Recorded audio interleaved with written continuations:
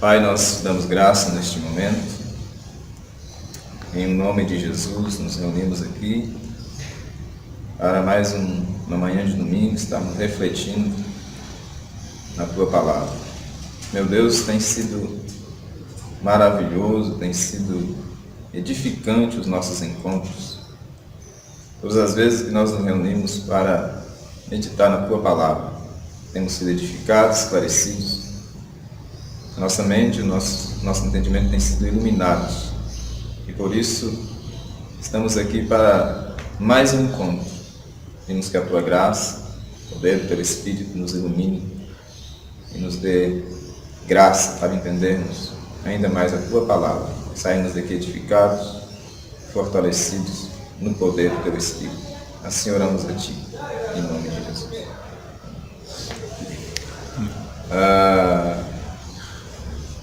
Vamos para o texto. Livro do Gênesis, capítulo 2.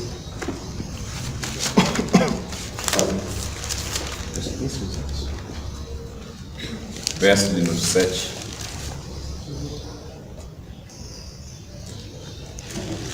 Então o Senhor falou o corpo, soprou-nos fôlego de vida, o espírito, e o homem se tornou como vivente. 2. Gênesis 2, 7. Pode ler? Então o Senhor Deus formou o homem do pó da terra e soprou em suas narinas o fôlego de vida, e o homem se tornou um ser vivente, alma vivente. Nós estamos falando, irmãos, sobre antropologia, a doutrina do homem. Para os irmãos que não estavam aqui, para que a gente fique familiarizado com o que já tem sido falado, semana passada nós tratamos sobre a criação num aspecto geral, a maneira como tudo veio a existir, como que Deus criou todas as coisas. E o relato do Gênesis, capítulo 1, onde traz o relato da criação, juntamente com o capítulo 2. Eu entendo a maneira como é descrita a criação no Gênesis da seguinte maneira. O capítulo 1 fala de propósito. Deus criou as coisas com o seu propósito. O capítulo 2 vem falando exatamente como foram criadas as coisas, inclusive o homem. Capítulo 1, você vai encontrar a menção de Deus fazendo o homem, fazendo com um propósito, para cuidar das coisas que já estavam sendo criadas. E o capítulo 2 vem falando como que Deus fez. Falamos também no processo da criação, Deus vem criando as coisas do pó da terra também. E a Bíblia vem dizendo assim, Deus criou isso, Deus criou os animais, Deus criou a natureza, e dizia cada um segundo a sua espécie. E todo o aspecto da natureza que foi criado, Deus vem dizendo assim, segundo a sua espécie. Quando vai fazer o homem, não criou o homem segundo a sua espécie, mas criou o homem segundo a sua imagem, e conforme o texto vai dizendo, Deus formou o homem conforme a nossa imagem e a nossa semelhança. Não há uma distinção grande aqui acerca do processo de criação da natureza em relação ao homem. Falamos também da distinção que é vista claramente entre as coisas criadas, natureza, animais, em relação ao homem, e essa distinção fica clara pelas características que nós temos, no que diz respeito, a gente entende claramente sobre moral, sobre a capacidade de pensar, sobre ter consciência própria, capacidade de exercer a própria religião e assim por diante, consciência que nós temos. E também o nosso instinto mesmo de ser humano. E aí tratamos também da relação que nós até comentamos ontem sobre o que a ciência baseada na evolução diz a respeito da criação e outras coisas que nós dissemos também. Bom, basicamente foi isso. E agora nós iremos falar agora não mais dessa ideia da criação no sentido formado, como nós falamos na semana passada, mas agora vamos falar sobre a natureza constitutiva do homem. E aí, acho que a maioria aqui já sabe muito bem que existem grupos, segmentos que vê de maneira diferente essa relação da construção do homem, da formação do homem. E isso tem umas nomenclaturas que não é de hoje. E eu costumo brincar e dizer que esse tema de quando surge na igreja é semelhante a muitos outros temas que vêm há anos e anos e anos, grupos dizendo isso, grupos dizendo aquilo, e na verdade não chega a uma conclusão real. Nós vamos falar um pouco sobre as visões que existem. Uns acreditam que o homem é um ser dicotômico, outros dizem que o homem é um ser tricotômico, e o outro diz que e aí tem acho que não é tão antigo. Para falar a verdade, quando eu fiz primeira vez que eu estudei o básico, muitos anos atrás, essa nomenclatura nem ainda eu ouvia falar, que era o monismo. Então, o que é a dicotomia? As pessoas que acham que o homem é um ser formado apenas de duas partes, corpo e espírito, ou seja, alma e espírito é a mesma coisa, não é? Mais ou menos. Não é mais ou menos assim? Não, na verdade assim, o texto que deu início. Deus criou o homem do pó da terra, formou o corpo, soprou nele o espírito de vida, então ele se torna alma vivente. Então a junção do corpo e espírito se torna alma vivente. A alma sendo como uma coisa só, entendeu? Tudo convergindo para o homem por inteiro, não simplesmente dividido dicotomicamente. Se for dividir é corpo e espírito, mas a alma é como se fosse o homem por inteiro. E aí existe a teoria, a linha de pensamento, que o homem é uma tricotomia, ou seja, de três partes: corpo, matéria, alma e espírito.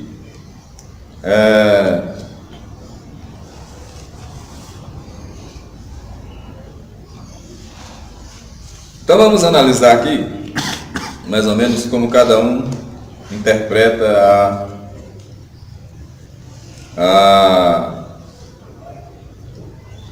o seu pensamento. Vamos falar primeiramente da tricotomia, a linha de segmento das pessoas da igreja. E quando eu falo que esse não é um tema assim que vai ser resolvido numa aula, não é a mesma coisa de livre-arbítrio e predestinação. Não vai ser resolvido. Quanto mais se fala, mais. É a mesma coisa de direita e esquerda, não nasce no mundo. Sempre vai ter dois grupos nesse aspecto. Segundo as pessoas que pensam que o homem entende que o homem é uma tricotomia, existem dois textos que são quase que falou de tricotomia, vem dois textos, não tem como. Leia comigo aí. 1 Tessalonicenses 5:23. Não tem jeito.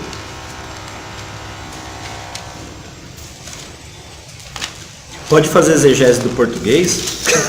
E alguém já abre Hebreus 4:12.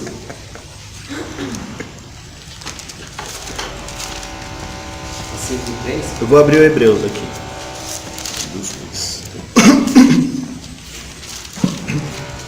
Pode ler? Se o irmão for falar, pode falar alto, que hoje eu não trouxe o aparelho. Vixe.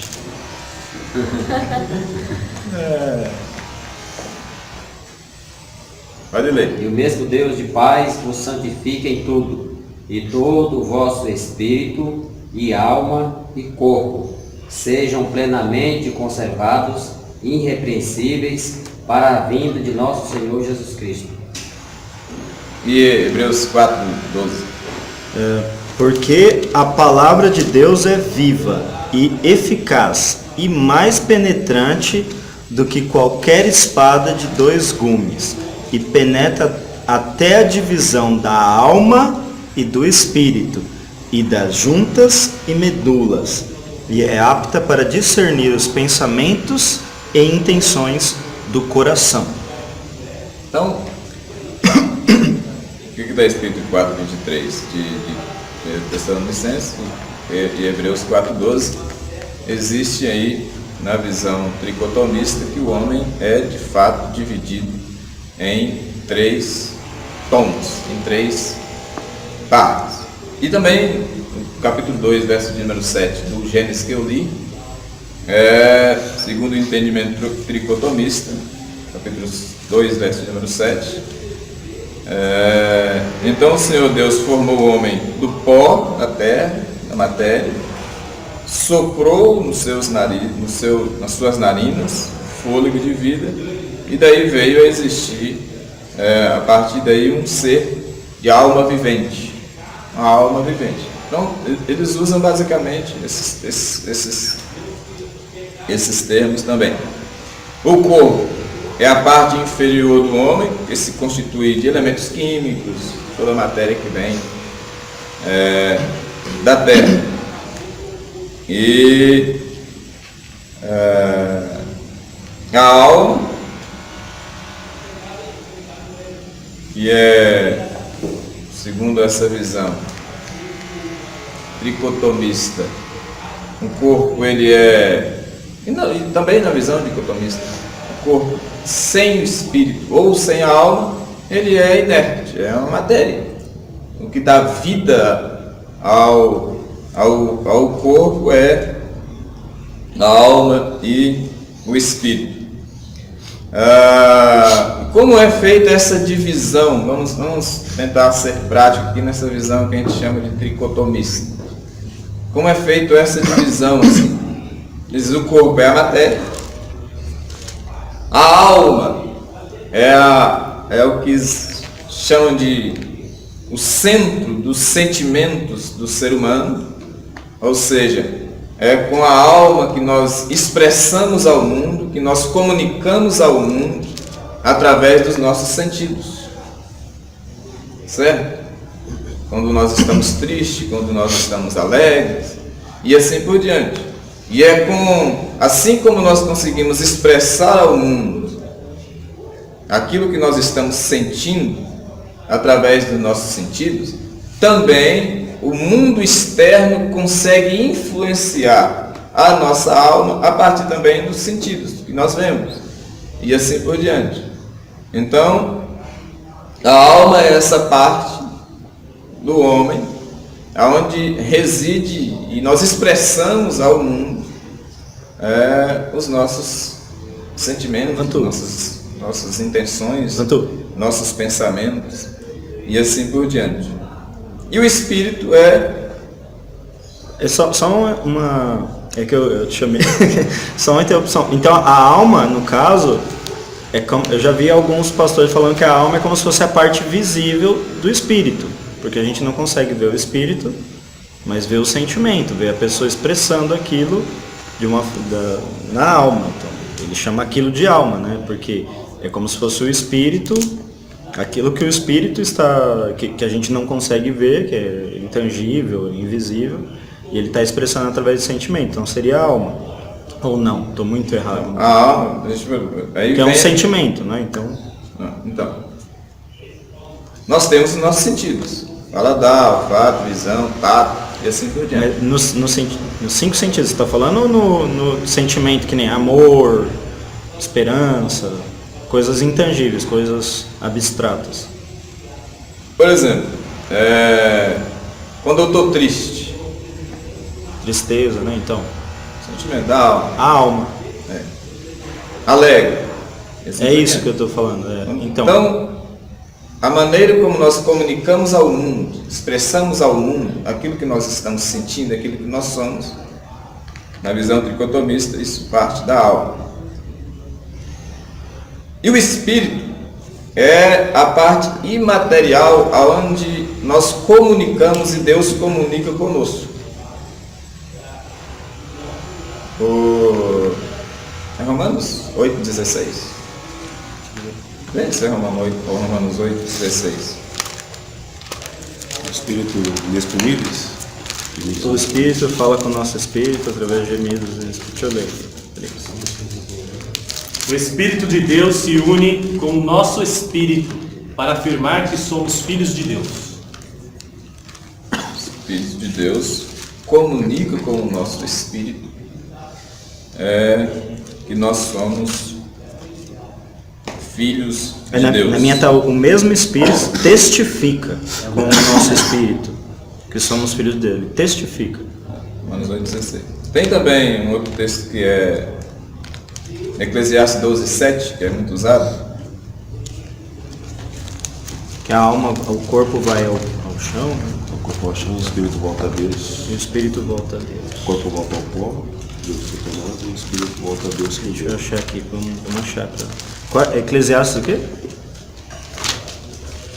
Faz tempo que eu não Eclesiastes. Qual? Eclesiastes 12,7. O pó volte à terra como era, e o espírito volte a Deus que o deu.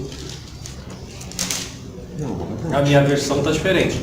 Então o nosso algo? corpo voltará para o pó da terra, aonde veio, e o espírito voltará para Deus, que é Deus. E a alma? E a alma? 1 Coríntios 15,53 também. Um texto também. 1 Coríntios? Bem conhecido. Mas aí, nesse, por exemplo, Mas no é necessário. Eclesiastes 15,53. Eclesiastes, no caso, eu já também ouvi pastores falando que a alma morre também.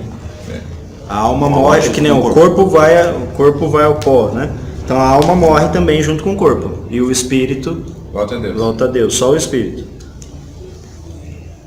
Coríntios 15, 1 53. Coríntios 15,53, pois é necessário que aquilo que é corruptível se revista de incorruptibilidade, e aquilo que é mortal se revista de imortalidade. Então, o Espírito é o princípio ativo de nossa vida espiritual, religiosa e imortal. É o elemento de comunicação entre Deus e o homem.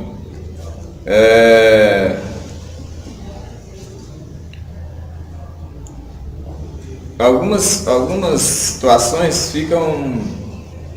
Porque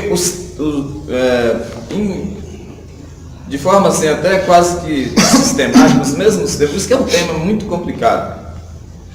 E volto a dizer, irmãos, aqui, para ficar bem claro isso aqui,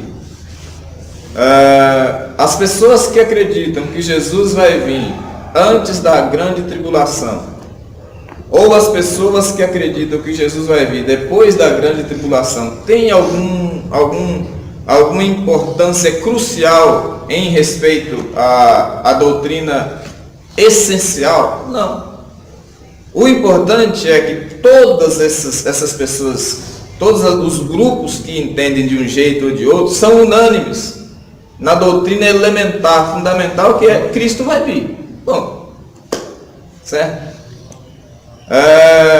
Até mesmo, talvez o que seja mais complicador nesses temas que são debatidos anos e mais anos, talvez seja a doutrina do livre-arbítrio e da predestinação.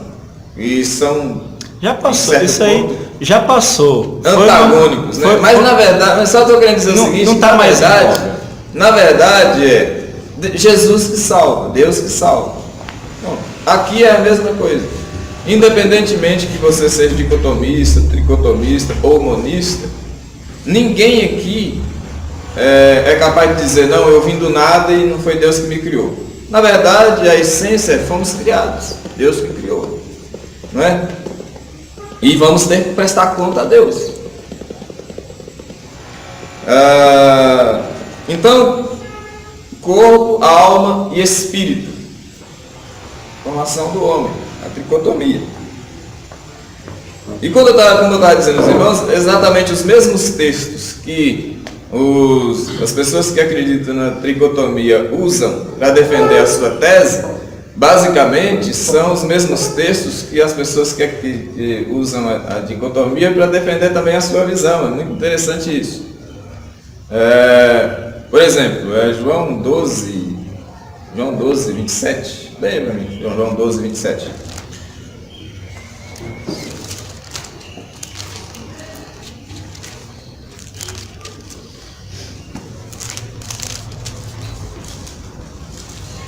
Agora a minha alma está perturbada.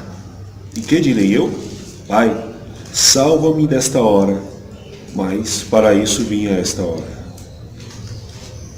Mas depois ele fala, o meu espírito está pronto. Tá entendendo? Aí, Veja só. As pessoas vão dizer o seguinte. Como eu estou dizendo, a alma é o centro dos sentimentos e das emoções. O Senhor Jesus Cristo está declarando claramente aqui que ele está profundamente angustiado. Quem está angustiado aqui? A alma. Certo? Mas em contrapartida, ele está dizendo, mas o espírito está pronto. Então está claro aqui uma divisão. é uma briga entre a alma e o espírito. Não é? Ele está dizendo, a alma, ele está extremamente angustiado, certo? Está triste a alma. Mas em contrapartida, a parte imaterial que se comunica com Deus, que é fortalecida pelo Espírito Santo de Deus, que tem um contato direto com o Espírito Santo de Deus, está dizendo, está pronto. Você quer ver um outro texto interessante também? Eu estava até vendo o irmão comentar sobre isso. É o Salmo 42. Porque estás abatida, minha alma. Porque te perturba as O que diz o Salmo 42? Peraí, deixa ele ler Porque aqui. estás abatida, ó minha alma, e por que se perturba dentro de mim? Está dizendo, ele está extremamente angustiado, perturbado. Leia isso, Samuel. Verso 5. Porque estás abatido, ó minha alma, e porque te perturbas em mim? Espera em Deus, pois ainda o louvarei na salvação da sua presença. Então, ó meu Deus, dentro de mim a minha alma está abatida. Portanto, lembro-me de ti desde a terra do Jordão, e desde o Hermon, e desde o pequeno monte. Então, quem é que está angustiado? Quem é que está abatido? A alma. Por que te perturbas dentro de mim? Por que estás abatida, ó minha alma? E por que te perturbas dentro de mim? Mas em contrapartida, é o Espírito dizendo, é esperar em Deus. Espera em Deus. Entendendo? Então, esses são textos. Você quer ver um outro texto que é interessante? Os estudos, eu não vi ninguém comentar sobre isso, o próprio estudo aqui não comenta sobre isso. Gálatas 5. Gálatas 5 eu acho um texto muito interessante também para a gente analisar nesse contexto do que nós estamos estudando aqui. 5 o quê? Eu acho que é o 20, parece. Deixa eu só achar. Acho que é o 16, né? Andar em espírito. É 17. Vamos ver a partir do 16? Quero dizer a vocês o seguinte: deixem que o Espírito de Deus dirija a vida de vocês e não obedeçam aos desejos da natureza humana, porque a nossa natureza humana é contra o Espírito, que o Espírito quer, e o que o Espírito quer é contra a natureza humana. Os dois são inimigos e por isso vocês não podem fazer o que vocês querem. Então vamos lá. Deixa eu ler aqui na minha tradução aqui. Por isso digo a vocês, vivam pelo Espírito, e de modo algum satisfarão os desejos da carne. Pois a carne deseja o que é contrário ao espírito, e o espírito o que é contrário à carne. Eles estão em conflito, uma briga um com o outro, de modo que vocês, para não fazer o que vocês desejam. Mas se vocês são guiados pelo espírito, logo vocês não estão debaixo da lei. Ele vai falar quem são os frutos aqui da carne, ele vai falar sobre o fruto do espírito. O que a gente está vendo aqui é uma briga do espírito contra a nossa natureza carnal. Seria a alma. Não, escuta. A alma seria tendente para a carne. Mas alguém briga sem motivo? Qual é o motivo da briga do espírito contra a nossa natureza carnal? Mas qual espírito aqui que está falando? Certo. Porque ele está falando. Então assim, o texto está dizendo que o espírito aqui está com letra se o espírito está dizendo, se você cumpre, se você é vencido, se a natureza carnal é vencida pelo poder do Espírito Santo, logo, aquilo que você vai expressar ao mundo são frutos do Espírito. Qual? Paz, amor, longanimidade, alegria, mansidão e assim por diante. Se por outro lado é a sua natureza carnal que domina, quais são os frutos que você vai expressar ao mundo? Imoralidade, lascívia, intriga e assim por diante. O que eu estou querendo dizer? O Espírito está lutando contra a carne, contra a nossa natureza carnal.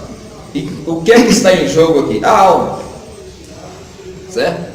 Porque qual dos dois aqui dominar a sua alma, já que é a sua alma que você expressa ao mundo, através dos sentidos, o que está dentro de você, logo se o Espírito é quem domina a sua alma, o que é que você vai comunicar ao mundo? O que a sua pessoa vai comunicar ao mundo? Os frutos do Espírito, que é paz, amor, unidade, bondade, mansidão e assim por diante.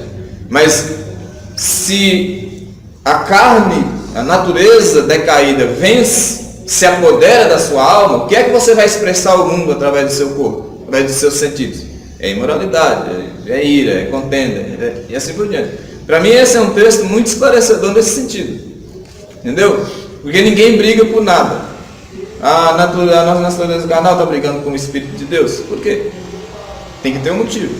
E a briga aqui como eu costumo dizer, é como um cachorro na coleira. Você colocou uma coleira no cachorro, pegou uma corrente, você leva ele para onde você quiser. E assim por diante. Então, isso aqui também é um dos textos que fica bastante visível nessa visão da tricotomia. Alguém queria colocar mais uma colocação? Sobre? Tricotomia não? Não. Tá certinho. Bem? Alguma coisa? Então vamos lá para a dicotomia.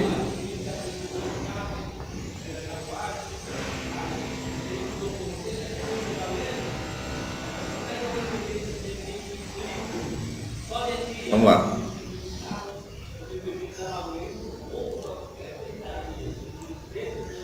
Os argumentos para a dicotomia são: primeiro, os termos alma e espírito são usados intercambiavelmente, ou seja, de maneira são sinônimos nas escrituras. Esse é o primeiro argumento da visão dicotomista, que tanto alma e espírito são palavras usadas de maneiras, são sinônimos na Bíblia Sagrada, são usadas de maneira intercambiável.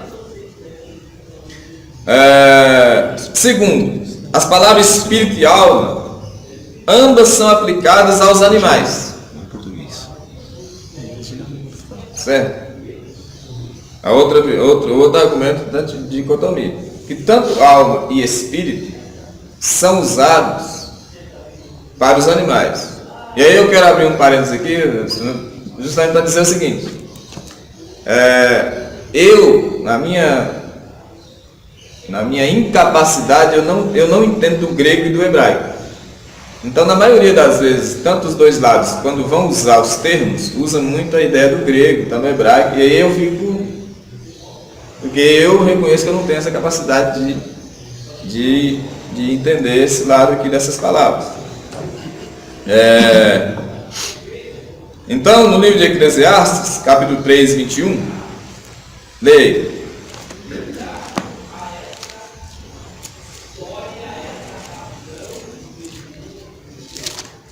Como é que alguém pode ter a certeza de que o sopro de vida do ser humano vai para cima e que o sopro de vida do animal desce para a terra? É isso?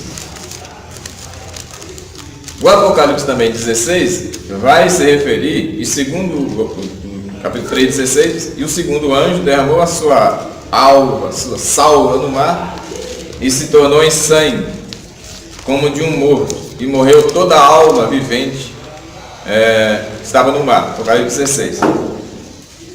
Então, o primeiro argumento da dicotomia é que os termos alma e espírito são usados de maneira intercambiável na Bíblia Sagrada. A mesma palavra é usada pelos mesmos dois. Bom, segundo, e a mesma palavra alma e espírito também são aplicadas aos animais. Terceiro, no livro do Apocalipse, os mortos são referidos como almas e espíritos. Apocalipse 20. Apocalipse 6, 9. 6, 9? 6.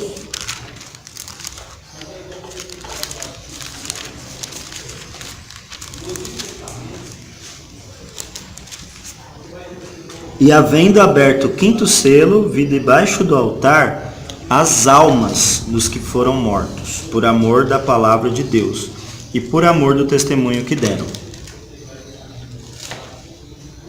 Do que 6, 9? 6, 9. Deu? 6, 9? 6, 9. Então vamos lá. Tem o 20 também, que ele fala disso. 20, acho que é 20 verso 6, né? Ou 4. O 4, ó. E vi tronos, e assentaram-se sobre eles aqueles a quem foi dado o poder de julgar. E vi as almas daqueles que foram degolados pelo testemunho de Jesus e pela palavra de Deus, e que não adoraram a besta, nem a sua imagem, nem a receberam como sinal na testa nem na mão, e viveram e reinaram com Cristo durante 1000 anos. Então, terceiro é que a segunda dicotomia, os mortos são referidos aqui como almas e espíritos. Como almas. Quarto, segundo a dicotomia, os mais excelentes exercícios da religião e do culto são atribuídos mais à alma do que ao espírito.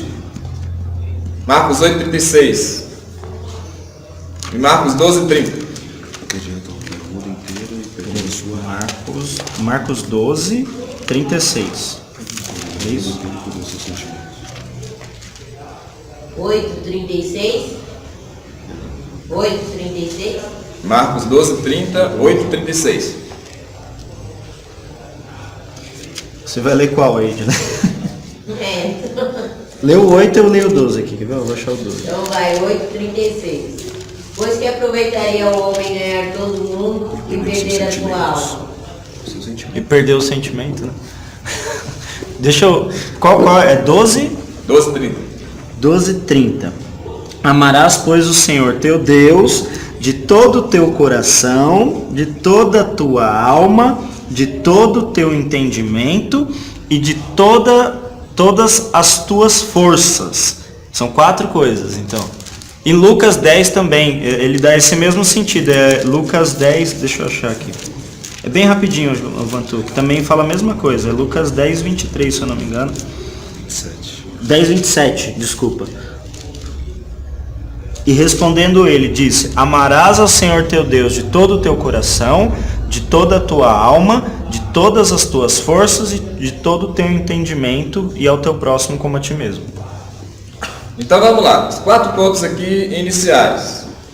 E tem mais ainda. Vamos para o quinto então? O quinto ponto é que o elemento imaterial do morto é às vezes descrito como alma e às vezes como espírito. Então, muitas das vezes, o mesmo elemento que a tricotomia diz, que embora os dois sejam imaterial, alma e corpo, mas com funções distintas, a dicotomia diz que eles são elemento imaterial, mas na maioria das vezes é descrito como a mesma coisa. Por exemplo, nós lemos lá, o Elias leu Apocalipse 6 e 9, 20, versículo 4. E Hebreus 12, 23. Vamos lá, nós não lemos esse Leu, texto. Hebreus leu também. Leu para a tricotomia. Então todos esses textos aqui vão tratar do mesmo elemento imaterial que a tricotomia diz ser distinto, vão tratar como a mesma coisa. A dicotomia trata como a mesma coisa. Chama em alguns textos de alma, outros em alguns textos chama de espírito. Pode ler Hebreus 12. Hebreus 12. Hebreus 12, 23. A Universal Assembleia e Igreja dos Primogênitos, que estão inscritos nos céus, e a Deus, o juiz de todos, e aos espíritos dos justos aperfeiçoados. Falando só do espírito aí. Então vamos lá. Portanto, embora lemos esses versículos, a mesma Bíblia também vai descrever o homem como corpo e alma, em outros lugares como corpo e espírito. Então, a ideia da dicotomia é que esses termos são intercambiáveis, ou seja, apenas os escritores, ao escrever, como na mentalidade do judeu não havia essa distinção, então usavam palavras, a mesma palavra tanto para alma quanto para espírito, quando ia dizer em relação à parte imaterial do ser humano. Mas aí como é que você explica 1 Tessalonicenses 5:23, por exemplo? Aí fica... Posso? 1 Tessalonicenses, ele está falando como se fosse a divisão, mas pelo que eu não estou falando, não foi eu que inventei isso, tá? Eu estou falando assim, por exemplo, eu vi alguns debates, eu vi vídeos, e tem vários teólogos que citam como se fosse a divisão, não como uma divisão de por exemplo, água e óleo, ou então, tipo, sei lá, duas coisas distintas, juntas e medulas, não é uma coisa distinta, é como se fosse você pegasse uma laranja e cortasse no meio. Você está dividindo duas coisas que são praticamente indivisíveis. Mas junta e medula é a mesma coisa? Eles estão dividindo coisas que estão praticamente divididas. A laranja tem a casca, tem a água, mas é uma laranja como toda.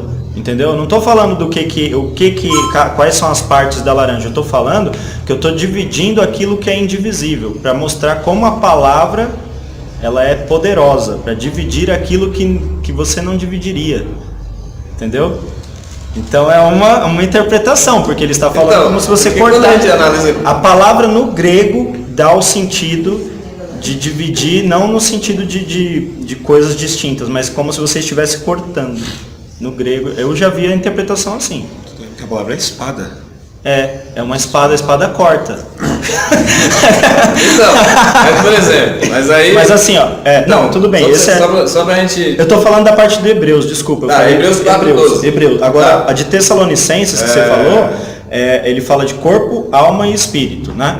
Tessalonicenses, você poderia substituir aquilo, porque Paulo está falando que todo o seu ser tem que ser íntegro, tem que ser santificado. Assim como se você lê em Marcos 12, por exemplo, Marcos fala 4 coisas. A gente leu Marcos aqui, amarás o Senhor teu Deus de todo o teu corpo, toda a tua alma, todo o teu entendimento e todas as tuas forças. Então, são 4 coisas? O homem é constituído de 4 coisas? Não. Você poderia substituir isso por todo o seu ser. Amarás o Senhor teu Deus com todo o seu ser. Assim como em Paulo, em Tessalonicenses, poderia estar falando. Todo o seu ser tem que ser íntegro. Por exemplo, aí agora para vocês, são aqueles argumentos que um lado tem, outro não tem. Por exemplo, quando você pega o texto de Marcos, ou é Marcos ou é Mateus, que vai falar desse mesmo texto, amarás o Senhor teu Deus, já não tem o quarto elemento. Tem os 4, não, a gente leu nos dois, leu em Lucas e leu em Marcos. Um dos textos tem só 3, né? Só se foi em Mateus, aí a gente não leu Mateus, mas em Marcos e Lucas tem 4. Em relação a Hebreus 4:12, por exemplo, ali existe alma e espírito. A dicotomia diz, não, é a mesma coisa. Né? Não é a mesma coisa, é que nem a gente falou no começo. Gênesis 2. O homem foi feito do pó, da terra, né, do barro. Parte material. A parte material. Deus soprou nele o espírito de vida. E a junção disso, ele se tornou alma vivente. Então não é só o corpo ou só o espírito que viraram alma. É tudo junto. O corpo, o homem por inteiro Mas aí, é uma alma Hebreus vivente. 4:12. Só para me contra-argumentar, só para você depois você... Hebreus 4:12. A pergunta é, se alma e espírito é a mesma coisa? E a palavra de Deus é poderosa para penetrar e dividir alma e espírito, assim como divide juntas e medulas? Aí eu te pergunto, juntas e medulas é a mesma coisa? Ele está dividindo como se fosse Não, mas aí quando características divide, diferentes você, da mesma quando você coisa. divide uma laranja no meio, essa parte é laranja e essa outra parte é o quê? Deixa de ser laranja? Não, Essa é a daí. mesma coisa. Mas aí quando você divide, então, São mas duas aí- laranjas. Não, mas aí são quando duas você laranjas. divide, mas aí quando você divide juntas e medulas, por exemplo, que é o parte do próximo texto, juntas é uma coisa, medula é outra. Mas é um sentido, ele não está querendo explicar o que foi dividido, ele está querendo falar que era uma coisa quase que indivisível. Então, É mais ou menos assim, ó. Por exemplo, pega Ó, Samuel vai falar, hein? Samuel agora vai dar o argumento matador. Não, é uma simbologia bem porca, mas é a melhor que eu tenho no momento. Vou Força. pegar, por exemplo, um computador por inteiro. Tem a parte do software e a parte do hardware, certo? O software sem o hardware não funciona. Da mesma forma, o hardware sem o software não funciona, certo? Tem que estar os dois juntos para se tornar o computador. É a mesma coisa. O corpo sem o espírito não é nada. Agora, juntando o corpo com o espírito, os dois se tornam a alma vivente. Se torna... E nessa parte ele não fala de corpo, ele fala de alma e espírito. Sim. Então, se eu dividir a alma e espírito, vai deixar de ser a mesma coisa? Eu não vejo dessa forma. Podemos argumentar. é basicamente o capítulo 2, verso 7 do Gênesis. E quando chega naquelas partes, agora vamos ver, eu estou entendendo alma como sendo o corpo todo, porque ele fala, a alma que pecar, esta morrerá. Aí chega em Apocalipse, a alma dos decapitados está lá. Então, mas como Quem que é subiu? qual é o argumento da tricotomia nesse sentido?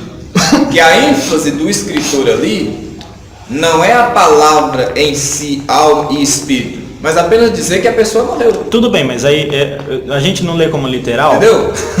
A O preocupação, Apocalipse não é literal? Que a tá preocupação, lendo? o Eu leio argumento mais simbólico. tricotomista ali é a preocupação do escritor, quando o Apocalipse fala a alma que morreu, os corpos que morreram, ou essa alma que pecar, essa morrerá, não está querendo dizer no sentido Então não tenho que ler como literal. propriamente da palavra, mas está querendo dizer o seguinte, que a pessoa que peca, morre para Deus. Você está entendendo? Eu entendo que a pessoa que está lendo e a pessoa que está escrevendo também, ele quando lê a alma, ele sabe do que está Seria o mesmo falando. texto de Jacó, por exemplo. O texto do Gênesis vai dizer que Jacó, que entraram 75 almas lá no Êxodo. Foram 75 fantasias. Não, foi o homem como todo. Que durou, não é? O homem como todo foi. Não foi Sim. só a alma. Não é que eu estou falando para você? Eu estou Então, falando o homem. A tendência do negócio é para mostrar que o homem é uno. O homem ele não é totalmente dividido entre o corpo e não entre a alma, entre o espírito e não é. Não, que tem, que nem você falou, que tem uma briga entre o Jesus lá, tem uma como se fosse uma tensão entre a alma e o espírito. A alma está angustiada, mas o espírito está pronto. É meio difícil eu entender assim, eu entendo o corpo como todo. Não é fácil.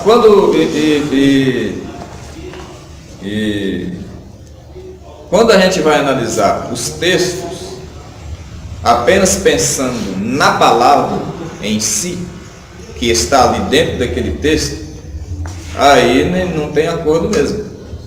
Agora, eu particularmente entendo como o homem como um ser completo.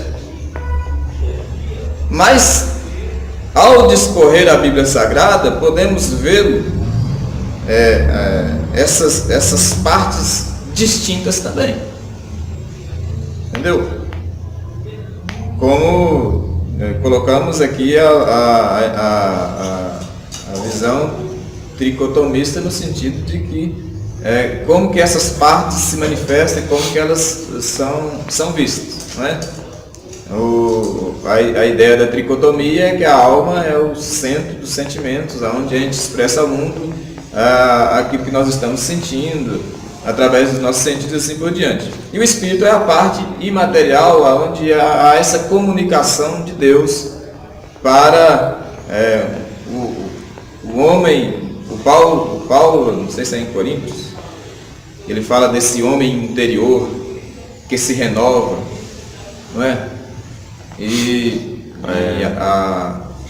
O texto de Gálatas que nós também lemos, da ideia de quando o espírito do homem tomado, influenciado pelo Espírito de Deus, como é que esse homem se relaciona com o mundo, o que esse homem se expressa ao mundo. Então, quando a gente vai para textos assim, parece ser mais aceitável, né? Do que, por exemplo, dizer que os animais possuem a ideia da mesma alma e espírito do que o ser humano, já é complicado. Mas está dentro da ideia da dicotomia. Mas e aí, como é que a tricotomia vê? O animal tem alma? Oi? Como é que a tricotomia entende? O animal tem alma? O texto? Não, a tricotomia. A tricotomia entende que o animal tem alma? Tem alma, mas não tem espírito. Não tem espírito, é isso? Não tem alma e também não tem espírito. Então, a tricotomia entende que a alma morre. Que nem eu falei, que a alma... Porque eu já vi pastor falando assim, ó, o corpo morreu, vai ao pó, né? A alma também morre e o espírito vai a Deus. Não, mas a alma não morre. A alma é imortal? Então alma e espírito é a mesma coisa. Então vai os dois. Vai os dois? Vai a alma? Vai a alma, junto. Como é que fica? Como é que fica? Eu honestamente, eu tenho uma certa dificuldade para entender esses textos na perspectiva da A visão tricotomista é de Eclesiastes 12:7. O corpo volta à E o terra. espírito volta para Deus. E a alma? A alma é a parte que vai para o julgamento. Mas a alma morre então. A alma Não, morre a assim alma como morre. o corpo. A alma vai para onde então? Mas O quando que o que corpo Jesus morre, o que Cristo vai acontece com a alma? em Mateus? Quando o corpo A morre. gente deve temer não aos homens que têm poder de matar o corpo, mas não têm poder de matar a alma. Né? Em outro texto lá, por exemplo, de Termos Mateus, intercambiáveis. os evangelhos também. É intercambiável, espírito e alma nesse sentido que você está falando. Em Mateus ou é João? E Jesus Cristo disse que aonde o bicho não morre, onde o fogo nunca se apaga, o bicho não morre. Então está se referindo à alma. Por quê? Se é a alma, é a parte que nós demonstramos ao mundo quem nós somos, através do que nós pensamos, sentimos e expressamos. E se é o espírito a parte onde Deus se comunica, que fala com o homem, esse espírito não tem como ser julgado. Entendeu? Ele saiu, Deus, fôlego de vida que foi soprado em nós, e nós fomos feitos alma vivente. A partir daí é que a gente expressa ao mundo quem nós somos. A obra de Gálatas 5:23. O que é que nós estamos produzindo com a nossa alma? Quem nós nos tornamos com a nossa alma? O que nós fazemos com a nossa alma? Você entendeu? Tá, mas segundo a visão tricotômica, o corpo morre, volta para a terra. O espírito volta para Deus. Isso. E a alma, onde ela fica? Ela fica num, sei lá, num estado intermediário, um purgatório, ou vai para Deus? O que acontece com a alma na visão tricotômica? Já pensou? A alma vai fazer com o corpo? Então o corpo volta para a terra. E os vermes vão comer, vai virar pó. O espírito volta para Deus. Duas divisões, corpo e espírito. E com a terceira, o que acontece com a terceira? Naquele momento que ele morre. Eu morri agora, o que acontece com a minha alma? O que é que nós entendemos do Paulo explicando a respeito do... Isso vai ficar mais claro na próxima doutrina, que é a ideia do para onde vai as pessoas que morrem agora, não é? Morreu, os católicos dizem, se for um cara bom, vai direto para o céu. Se for um camarada meia boca, ele vai para um estado intermediário chamado purgatório, vai ficar purgando. Agora se for um cara mal, ruim pra caramba, tchau, você vai direto pro inferno. Mas a visão bíblica, nesse sentido, é que Paulo diz, fala do seio de Abraão, fala do paraíso, não é? E a Bíblia fala do lugar de tormento, que ainda não é o inferno, que ainda não é o lago de fogo. Mas todos os que morrem hoje estando fora de Cristo Jesus, ele vai ficar esperando o dia da ressurreição, o julgamento. Entendeu? Num estado que a gente chama de estado de tormento. A Bíblia chama de estado de tormento. Lembra daquela palavra que Jesus deu do rico, do Lázaro lá? Sim. E Hebreus também fala, né? Ao homem é permitido morrer uma só vez. 10:27. Lê pra gente, é mais fácil ler, né? E após isso, o juízo. Após isso já vem o juízo. Eu entendo que é de imediato, mas assim, tem gente que acredita no sono da alma, que a pessoa fica dormindo e tal. É 10:27, cadê? Não é 9, 9:27? Não, deixa eu ver.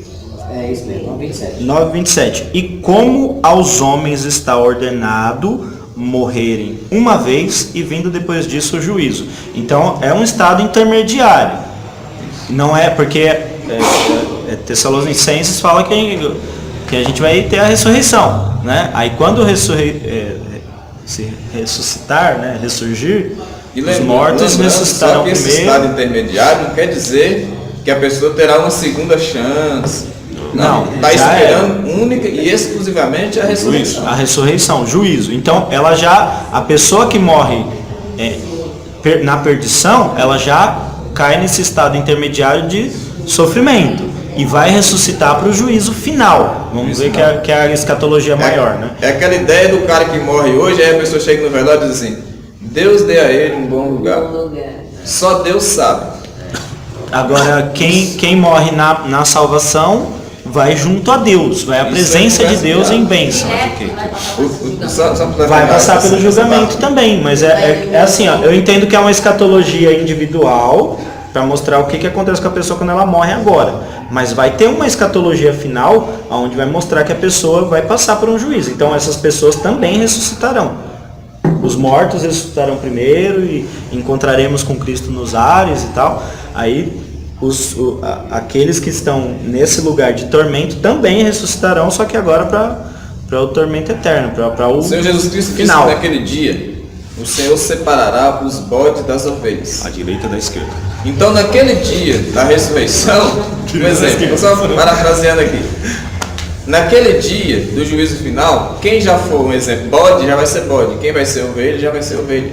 Ou seja, morreu hoje em Cristo Jesus, está salvo, será ressurreto para a vida eterna. Para a vida eterna. Isso. Morreu sem Cristo hoje, vai ressuscitar também, mas para condenação eterna. E hoje ela já estaria naquele lugar de tormento que estava o Sheol do Hades lá, né, que estava o rico, né?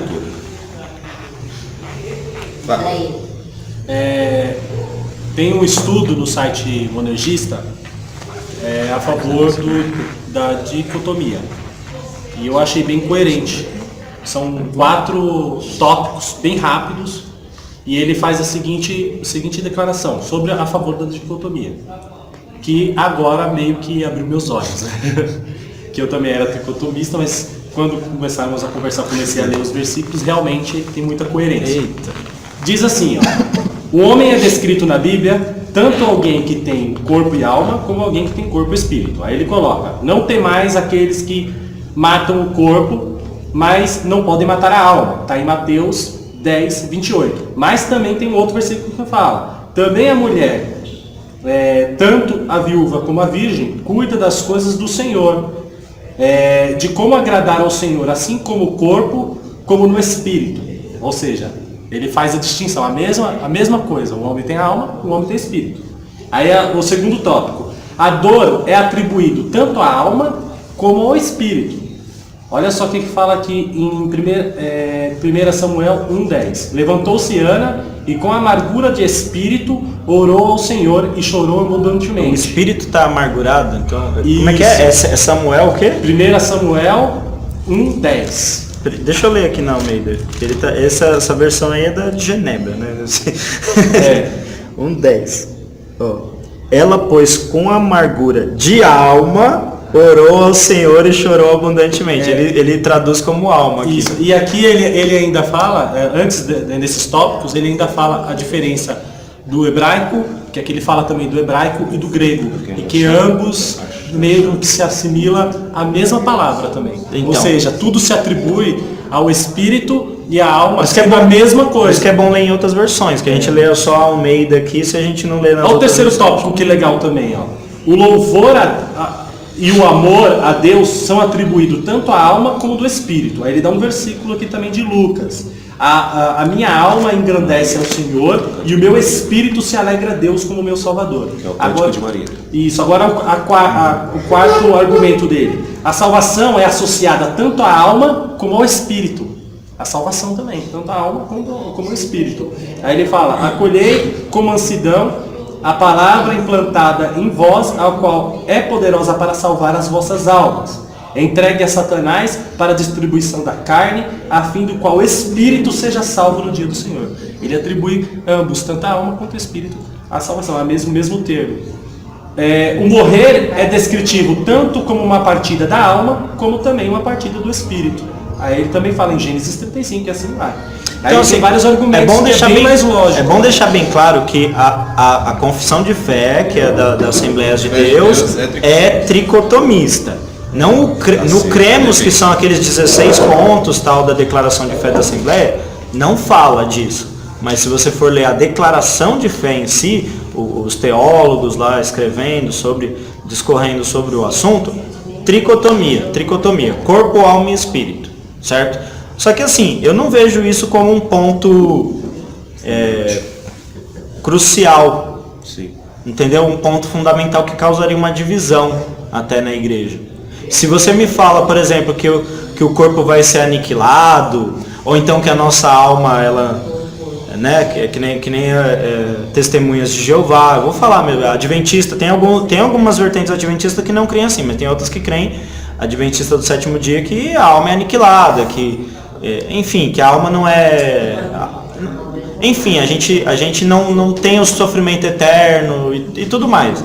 Então, assim, isso seria um ponto de divisão. Agora, a gente se dividir quanto à questão de tricotomia e dicotomia, eu acho que isso não é um ponto fundamental que levaria a uma briga, a uma divisão dentro da igreja, alguma divergência, né?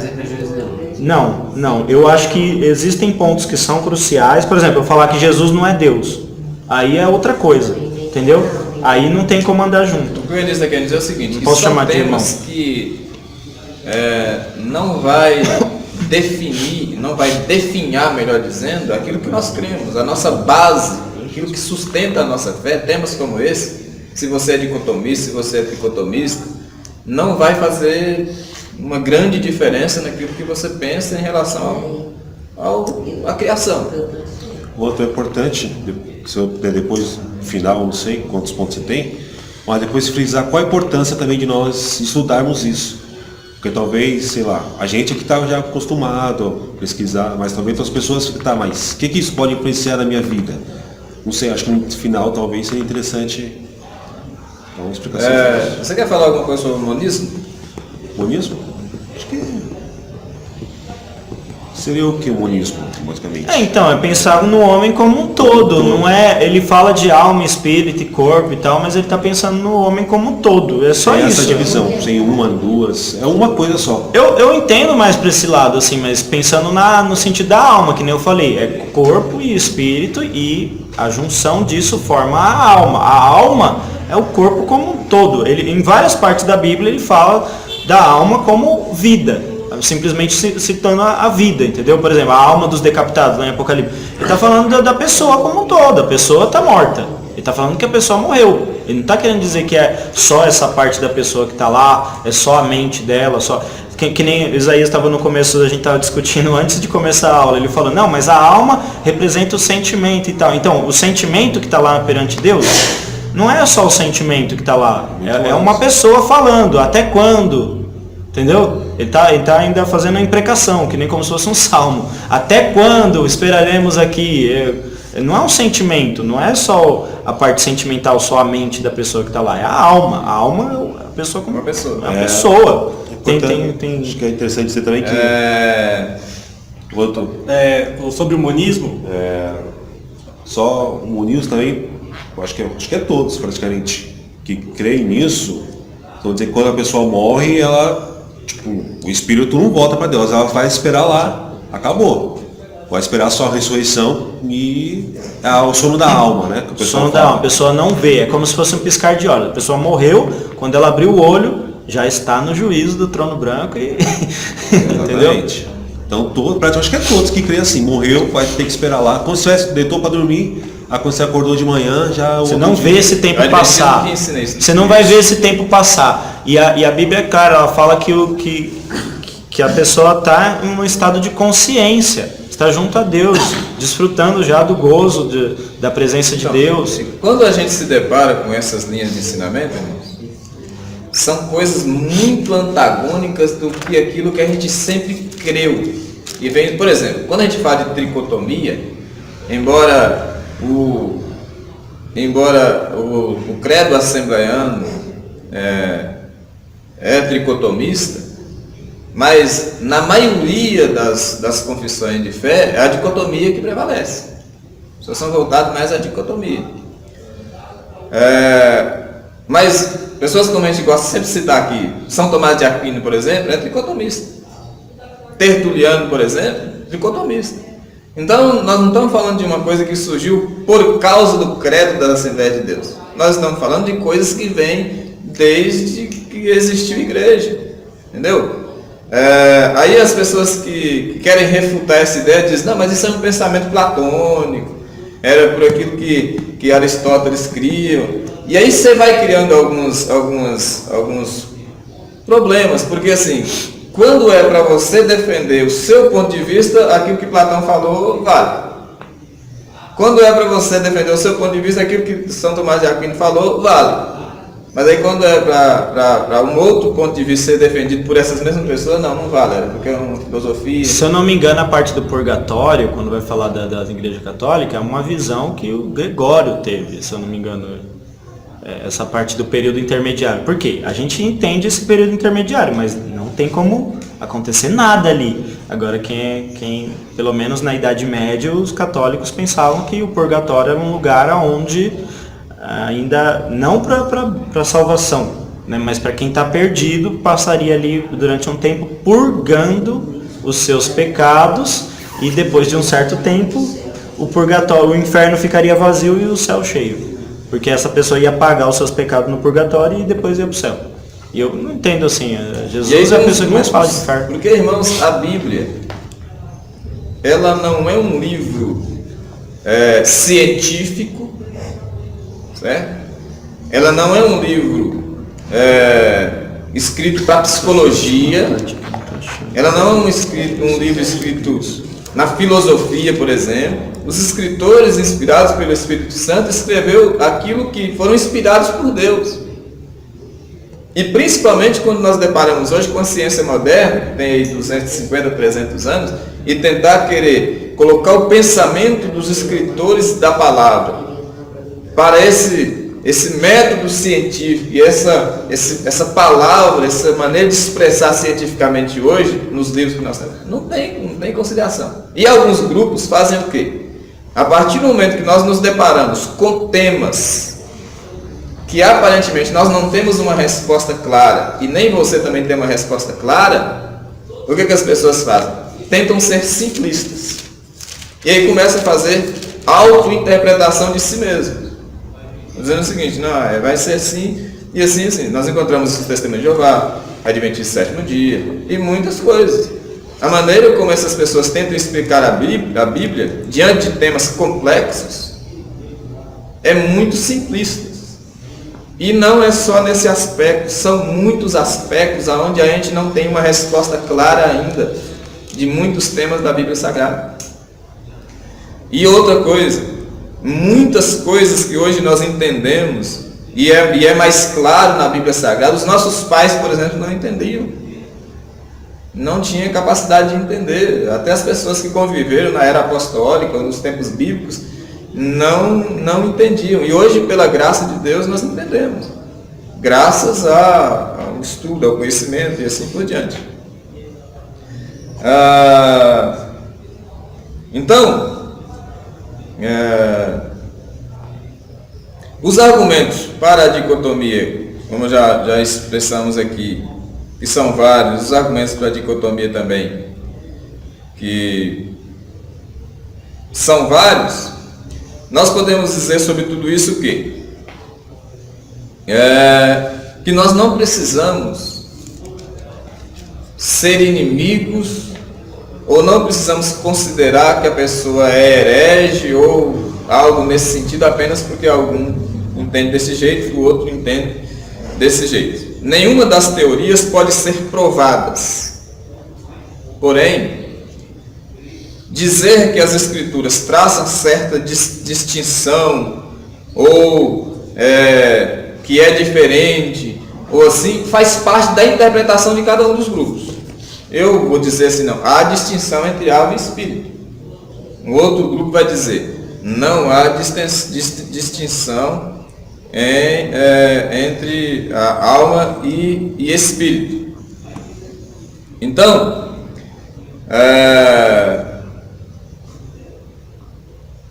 vamos considerar aqui.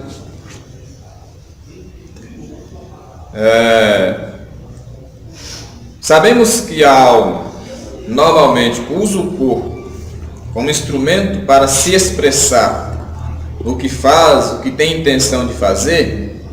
Ela pode existir independentemente do corpo, certo? O corpo, como disse os irmãos, é inerte.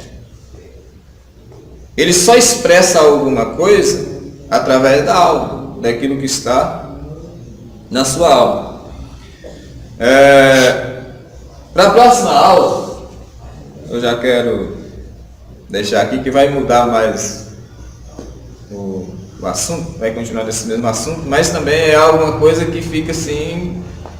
Eu mesmo quando me deparo diante desse negócio, eu fico complicado. Por exemplo, qual é a origem da alma dentro de cada ser humano? Certo? Cada pessoa nascida neste mundo possui uma alma. De onde ela veio? De que maneira nossas almas fazem parte de nós? E uma vez mais, isso vai ser algumas perguntas que a gente vai procurar entender. Tem aquelas pessoas que dizem que os pais passam a alma de um para o outro, e assim por diante. E dentro de tudo isso que nós vamos falando aqui, nesses dias e nesses próximos dias, vamos tentar procurar de maneira, colocar as visões que existem, o que cada lado fala. Às vezes é importante, por exemplo, nas pesquisas que a gente faz, ou vocês estudam, vocês ouvem, por exemplo, a gente está falando de alma e espírito, mas de repente alguém diz, não, eu ouvi uma pessoa falar isso, e isso é importante vir até o nosso conhecimento, do pastor Elias, do pastor Gilberto, do Samuel, até para que isso seja refutado. Vocês pensam que não, mas o que tem sido ensinado nas redes sociais, com pessoas que se colocam como teólogos, como professores, como pastores, é alguma coisa absurda. Absurda. Outro dia mesmo eu estava vendo um pastor recebeu uma ligação e conversando, falou, então pastor, o senhor não veio na ceia, meu irmão e tal, teve a ceia, hoje é ceia, por exemplo. Esse negócio de ceia, não vou mais de ceia, não. Esse negócio de ceia não existe, não. E uma pessoa crente, andava lado a lado com o pastor, dentro da igreja. E o pastor vai conversar com ele, o que foi, meu irmão? Eu fui na casa dele e pensei, então, mostrou aí, abriu um vídeo, um canal de um pastor que tem no Rio de Janeiro. E o pastor, ele ensinando que esse negócio de ceia não existe, que isso é um negócio pagão, que esse costume foi introduzido na igreja de maneira sutil, de forma e começa a dar o simbolismo do que a ceia representa. É um cara que é pastor, que dirige uma igreja por nome Igreja Cristã. Então, muitas das vezes a gente está... A vantagem desses bate-papos que a gente tem aqui, ou na quarta, ou aqui no domingo de manhã, com os irmãos, com os jovens, se de alguma maneira vocês têm ouvido alguma coisa aí, visto alguma coisa que é estranho àquilo que vocês têm ouvido, traz para a gente. Isso é importante. Porque às vezes o discurso, a palavra de Deus diz lá em 2 Timóteo, que nos últimos dias, o que aconteceria? Viriam homens amantes de si mesmo, pessoas com palavras bonitas de serem ouvidas, com fábulas. Então, tudo isso é importante. Por isso, o estudo sistemático da palavra de Deus, a gente insistir nesse negócio é importante. Porque os irmãos não têm ideia do que surge por aí como igreja. E então, voltamos àquele mesmo princípio de darmos importância. E o que nós estamos tentando fazer é muito mais importante do que aqui num domingo, numa quarta-feira, apenas mexer com as emoções dos irmãos. Entendeu? Você sair daqui com uma palavra positiva. Levanta a sua mão e diga que essa semana será uma semana de vitória. Mas você vai em alguns lugares e as coisas que se apresentam para a gente como palavra de Deus é isso. Entendeu? Você sairia melhor, por exemplo, se você fosse numa mesa branca, por exemplo. Ninguém vai na mesa branca e o cara que está lá fazendo a sessão vai dizer, sua semana hoje será uma semana de derrota. Você vai... Não, o cara sai daí e vai te dar uma palavra também de autoestima. Eu vi um pastor falando, vai pro budismo outro dia, porque você aprende a mentalizar, né? Aí você vai, né, fazer os mantras lá. E aí, irmãos, isso não tem nada a ver. E às vezes isso é uma coisa que fica claro. Quando a gente está aqui propondo caminhar biblicamente, voltar a essas escrituras sagradas, isso não significa que a gente vai se transformar num povo sisudo, sério, negócio daqueles caras ali. Não é isso. A igreja é formada por várias manifestações e chega aqui o cara que gosta de um hino mais agitado, o cara que gosta de usar o cabelo mais descolado, o cara que gosta de usar a roupa mais, entendeu? Aí que eu gosto de usar. Isso indifere do texto sagrado. Você pode participar de qualquer tribo, tá? O cara gosta do rock, gosta do negócio mais lento, gosta daquela música mais tradicional, entendeu? Gosta de se vestir paletó, gravata. Isso é indiferente. Agora, qual é o conteúdo bíblico? O que esse cara entende? O que ele tem perseguido biblicamente para ele ser? Porque muitas das vezes a gente julga a pessoa apenas pela aparência que a pessoa dá. O cara está lá, roupão, boné na cabeça, Tem tatuagem. não é? Tatuagem, às vezes aí você diz, isso aí deve ser um desconvertido, um desviado. Não é esse o sentido. A gente precisa respeitar esse tipo de situação. Então, irmãos, na semana que vem, já falta 10 minutos, nós vamos falar justamente sobre isso. Sobre de onde a ideia, como eu falei para os irmãos, qual a origem da alma em cada indivíduo, como ela nasce, e assim por diante.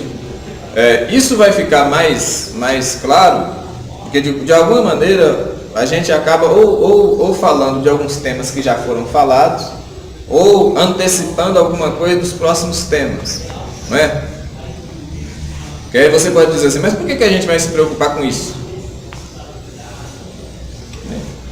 Quando for ser tratado sobre a doutrina do pecado, então essas considerações sobre a origem da alma vai ficar bastante claro aqui. Mas a questão é a seguinte: como que o pecado de Adão me afeta? Qual é a minha relação com Adão? Porque o cara fala assim, mano, mas o cara pecou há 1000 anos atrás, o que eu tô aqui hoje tem a ver com isso, cara? Não é um negócio que é uma pergunta bem simplista? Você diz, o cara... O Guilherme já tá ali. Guilherme já está preparando a pergunta para a próxima aula. Você vem na próxima aula, né, Guilherme? Aí, ó. E qual é a crença bíblica? Qual é a resposta bíblica? Cada alma pós-Adão, que nasceu pós-Adão, nasceu numa condição de queda. Quando Adão pecou e caiu, os seus filhos e a sua descendência não fora gerada um outro ser por Deus, com uma outra natureza. Não. Foram gerados com a mesma natureza de Adão. Deus não criou, entre aspas, 2 homens. Um Adão criou, caiu. Aí a próxima geração, os próximos Deus criou sem ser afetado com aquela queda. Não é essa ideia que a Bíblia ensina. Não é verdade essa ideia. Porque todos, como nós lemos aqui em Romanos, no capítulo 5 ontem, todos nós viemos de uma mesma raiz, de um mesmo homem. Todos nós viemos de Adão. Uma vez Adão caiu, toda a raça humana caiu também. Então, se nós realmente levamos essa doutrina a sério, isso fica mais claro, mais nítido. Então, porque, igual eu estava conversando com um jovem na semana passada, até citei aqui ontem, o cara dizia o seguinte, essa mesma questão, mas eu não tenho culpa. Você está entendendo? Eu não tenho culpa do cara ter pecado. O Arnaldo Jabor, quando ele vai dizer sobre ele ter abraçado o ateísmo, e aí todas as pessoas que você vai conversar que abraçou o ateísmo, não estou falando dessa meninada aí, que não sabe nem o que é matar a fome deles, cara. Mas pessoas que realmente estudaram e tal.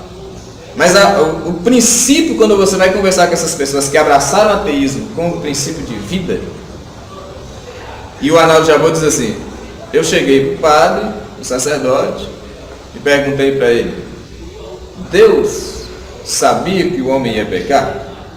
E o padre disse, sabia. Então por que ele fez? E segundo o Arnaldo Jabor, por o padre não ter dado a ele uma resposta satisfatória, e isso, segundo ele sempre foi católico, estava estudando, e isso não satisfez ele, então ele abraçou o ateísmo. Parece para ele ser mais... Então, mas em que época que ele perguntou isso pro padre? Geralmente é uma pessoa que chega na adolescência e pergunta isso pro padre. Então, quando você vai conversar com o ateu, o cara já pergunta essas coisas, vem com o argumento de quando ele ainda era adolescente, cara. Ele não... Parece que só... Ele mudou formou a opinião dele ali na adolescência, enquanto ele ainda não tinha nenhuma base de estudo, depois ele foi só acrescentando coisas. Não tem a mínima possibilidade de mudar, já que ele já está desde a adolescência pensando naquilo. Então, assim, eu acho que a gente tem que sair dessa fase da adolescência também e ir para frente, né? E começar a entender as coisas de uma forma mais adulta, né? Porque geralmente quando a pessoa, principalmente na internet, tem um monte de ateu na internet que faz questionamentos para os pastores, para os pais, na adolescência. E já com aquela mente adolescente que quer questionar tudo, que não tem ainda uma formação, não leu o suficiente para ter uma opinião formada e suficiente para o assunto, e já fecha a mente para aquilo. E aí é aquele princípio que você ensinou para a gente aqui. Há uma predisposição nossa de não aceitar a verdade divina. Bom, uma vez que eu já estou predisposto a não aceitar isso, eu agora vou tentar procurar respostas dentro da Bíblia que venha conciliar com aquilo que eu acho ser verdade. Na verdade, eu já estou com alguma coisa estabelecida dentro de mim, e se aquilo que vier da Bíblia não for de acordo com aquilo que eu já penso, então eu não aceito. Já há uma predisposição de não aceitar o que a Bíblia diz. Então, como eu não aceito o que a Bíblia diz, vamos ver se tem uma outra alternativa? Então, qual é a outra alternativa? Não tem. Então, qual que é a única alternativa? É que nós viemos de um homem, de Adão. Agora, o Arnaldo Jabor, ele também diz assim, bom, mas eu também tenho que reconhecer que Deus, ele se responsabilizou pelas suas criaturas. Ele não fez e deixou lá, Deus dará. Ele foi lá e se responsabilizou, e ele se referindo ao seguinte: assim como o homem, Deus criou o homem, Deus se responsabilizou com essa criatura que ele criou, com o homem que ele criou. É por isso que o texto sagrado vai dizer que o cordeiro já estava preparado antes da fundação do mundo. Então, o Russell Shedd, quando ele fala sobre esse texto, de que o cordeiro estava preparado antes da fundação do mundo, ele vai falar sobre um ato, um decreto contínuo de Deus. Ou seja, a morte de Jesus Cristo expiatória já era um decreto divino, antes mesmo da fundação do mundo. Já estava decretado. Então, o fato de eu dizer o seguinte: não, mas que culpa tenho eu do que Adão fez há 1000 anos atrás? Eu não tenho culpa nenhuma. Não, você tem culpa. Todos nós temos culpa. Agora, está resolvido o problema. Cristo já resolveu o problema.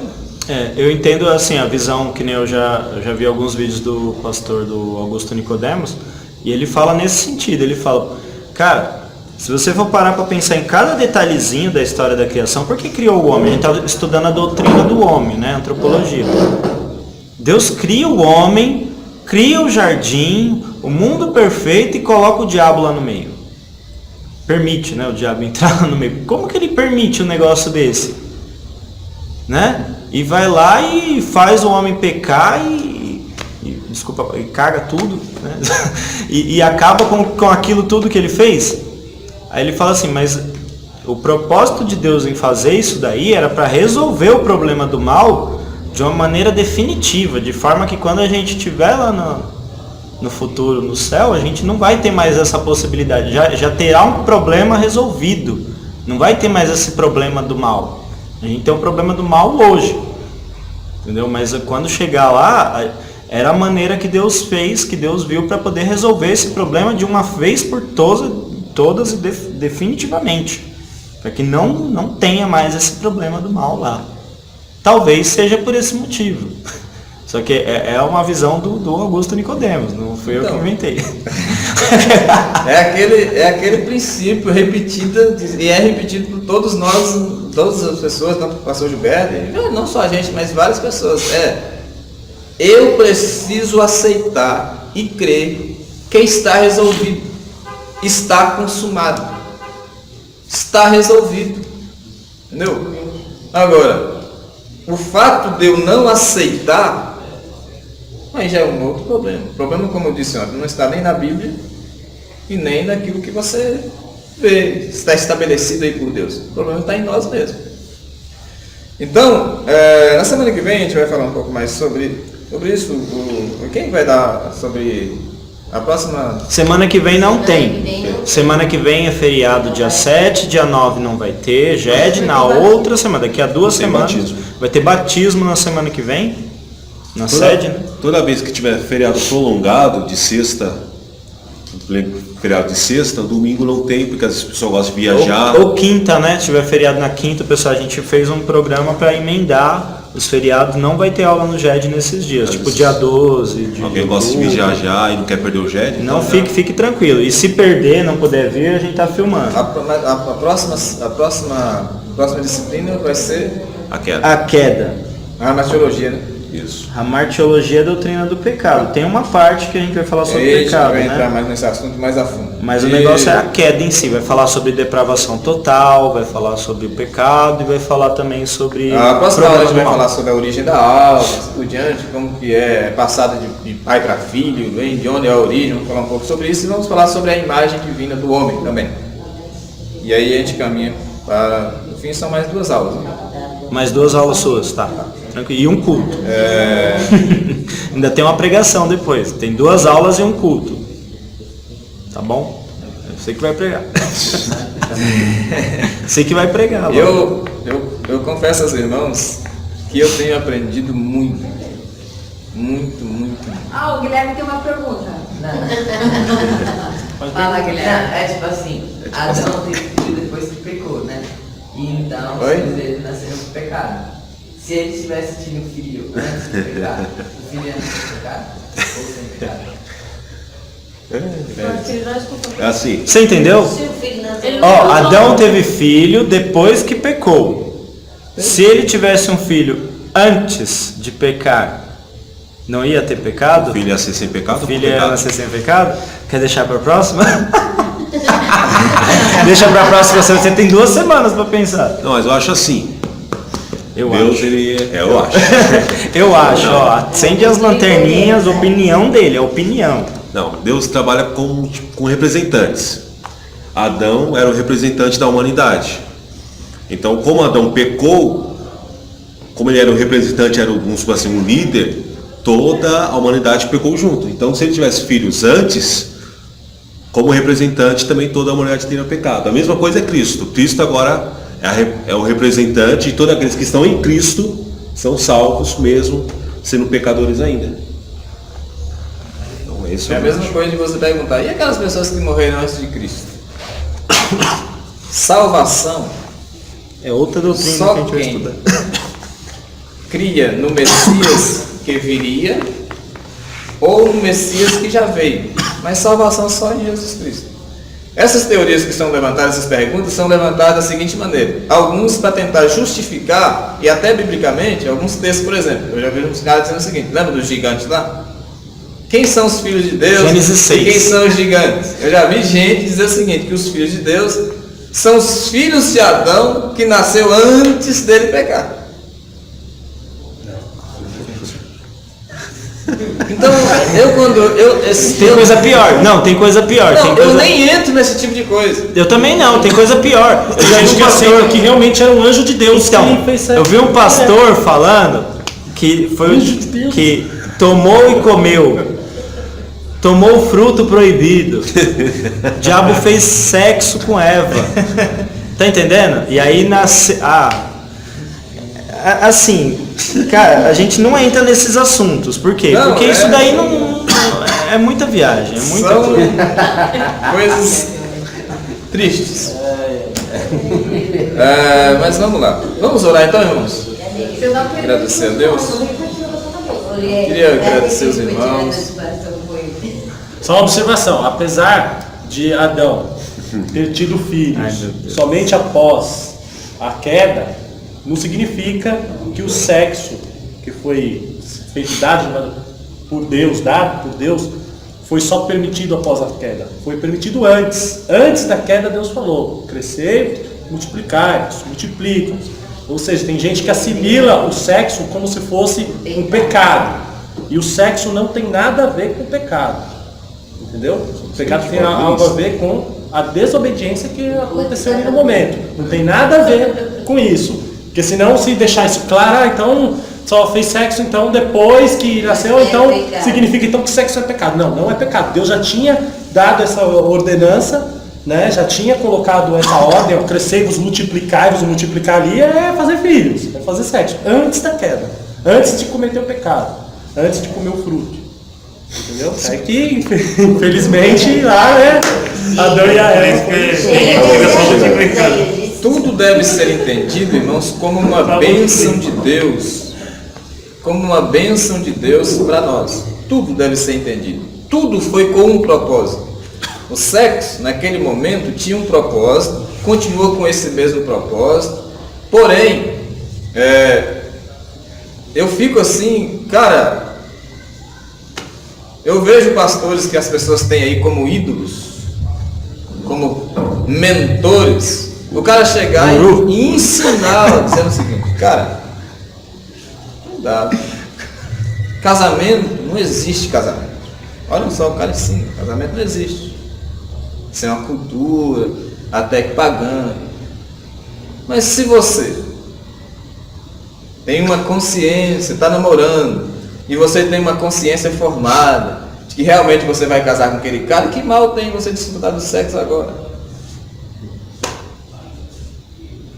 Você está entendendo como que aquilo que de Deus, porque o pecado, na maioria das vezes o pecado é parte daquilo que Deus criou bom e santo para deturpação.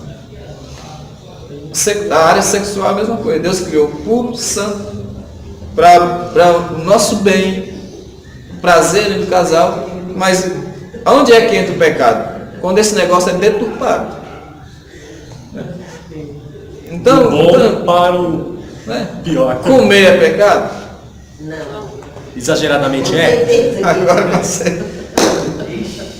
Então, irmãos, tome muito cuidado com esse negócio de rede social, videozinho curtinho que a pessoa manda para você e você forma um conceito a partir de um... Sabe? Quem é esse cara que você está ouvindo? Olha, complicado. Vamos lá, vamos orar então? Como eu disse, olha o Senhor, agradecendo a Deus. Vamos ficar em pé.